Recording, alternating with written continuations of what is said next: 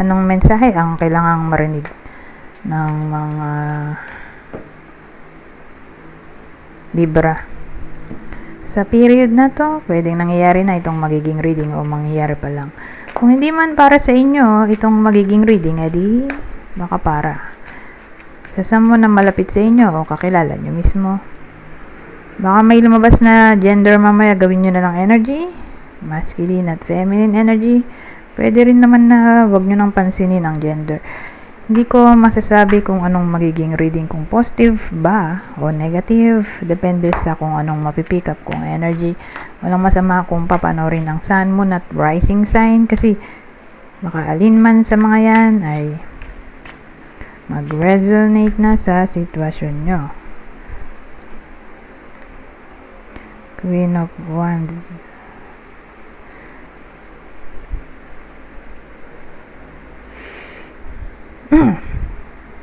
So, ang dating sa akin sa ganitong combination, magiging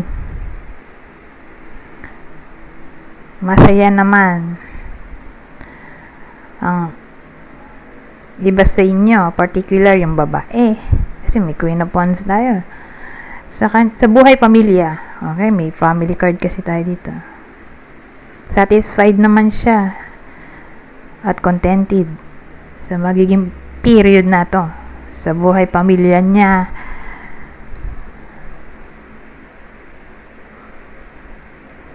Na para bang mafe-feel niya na importante siya or priority siya ng kanyang partner. So, in short, magiging masaya naman siya. Itong babaeng to. Whether kayo to or person nyo. Kasi depende sa gender ng nanonood. Basta yung babae ay magiging masaya. Saka matapang. Matapang in a way na handa siyang ialay ang buhay niya, maprotektahan lang ang pamilya niya, or property, inheritance, ano pa ba? Ayun, yun na lang.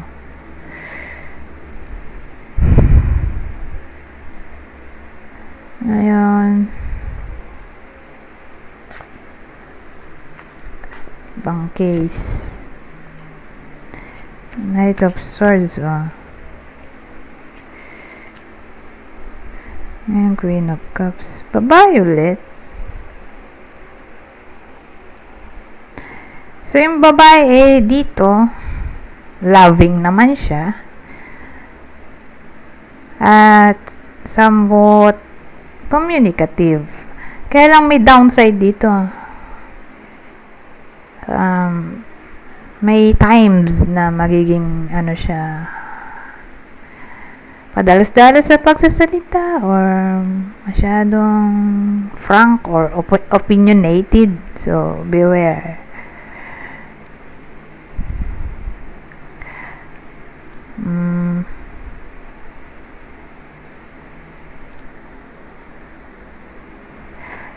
Ano pa ba?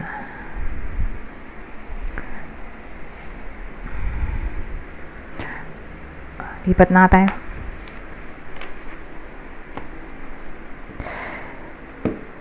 Ngayon, dito naman tayo. Ibang senaryo.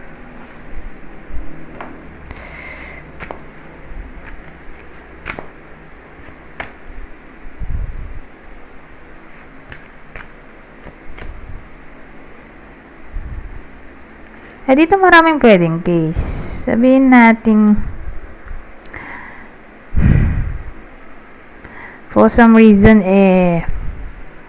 sad yung iba sa inyo. Sad sa tao. Na para bang feeling nila unwanted sila or unappreciated.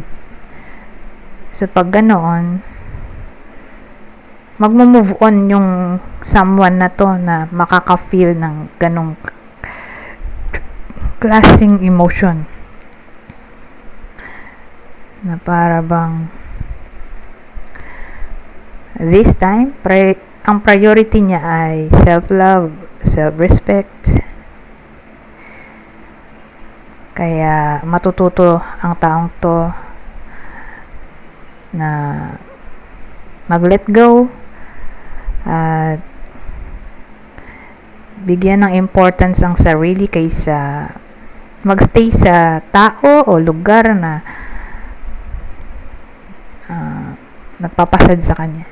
Yan ang dating.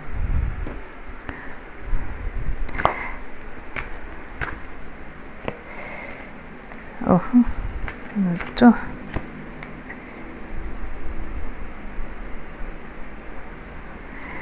Kasi sa case na to, may lesson na mal-learn o matututunan ang iba sa inyo. At ito ay all about survival or anything na may kinalaman sa false promises, fakeness, betrayal. Sa inyong lesson na matututunan ng iba sa inyo. Pero pag i-combine natin, baka yun na yung reason bakit magmo-move on ng iba sa inyo at tawag dito. At kaya may self-respect dito. Dahil nga baka maka-experience ang iba sa inyo ng betrayal, dishonesty, fakeness, false promises. At yun yung magiging wisdom ba?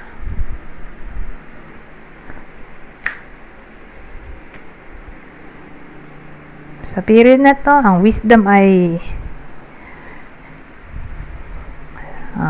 mag-let go at mag-move on na. Kung ganun lang din naman, di ba? Yung may experience.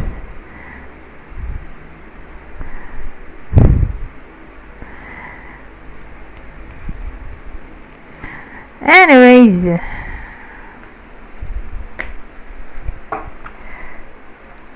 punta tayo sa susunod.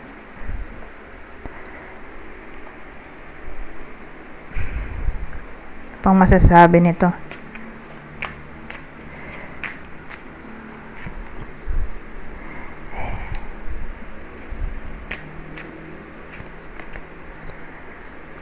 Ito medyo kulang sa detalye. Patience low. So, tungkol saan kaya yon? Patience low, di ba? Walang direksyon. Kaya maglalagay tayo nito.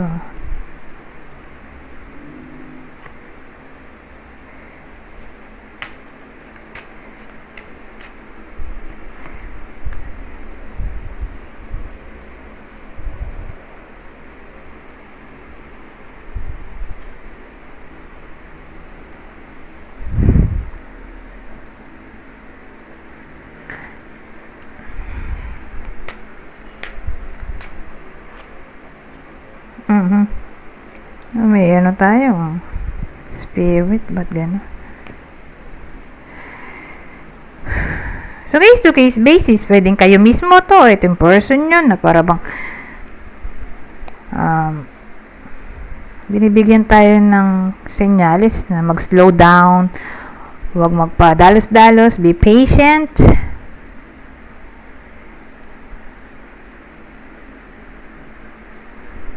Kasi papasok to sa family matters o family issues.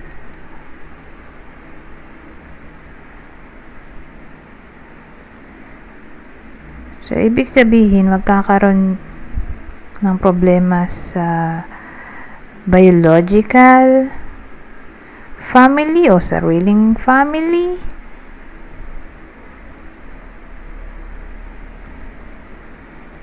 Na para bang wag magpabigla-bigla sa pagdedesisyon. Kaya sabi, patience at slow. Parang slow down. So, again, saan natin tong family problem. Okay, sa period na to at